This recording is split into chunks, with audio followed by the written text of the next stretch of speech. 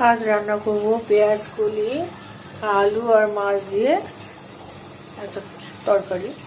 তার জন্য পেঁয়াজ কলি নিয়েছি, আলু নিয়েছি, কাঁচা লঙ্কা, টমেটো আর মাছটা ভেজে নিই। রান্নাটা শুরু করছি। তেল গরম হয়ে গেছে, মাছটা আগে ভেজে নিই।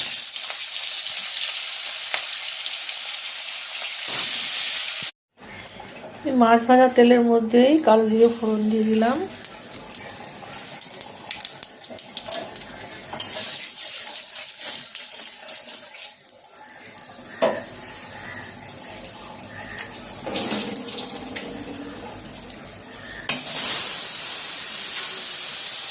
আলুটা একটু ভাজা হোক।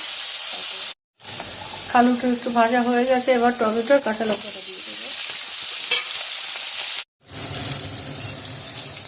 টমেটো আলু কাঁচা লঙ্কাটা একটু ভাজা ভাজা হয়ে গেছে, এবার এই মশলাটা দিয়ে দেবো। হলুদ, জিরে, ধনে আর পরিমাণ মতন লবণ। একটু জল দিয়ে কষিয়ে নেব। জল দিয়ে কষানো হয়ে গেছে, এবার আমি পেঁয়াজ কলিটা দিয়ে দেবো। পেঁয়াজ কলিটা দিয়ে একটু কষিয়ে তারপরে গরম দিয়ে দেবো। পেঁয়াজ কলি দিয়ে সুন্দর করে কষানো হয়ে গেছে, এবার গরম জল দেবো, পরিমাণ মতন গরম জল। আর মাছটা দিয়ে ঢাকা দিয়ে দেবো।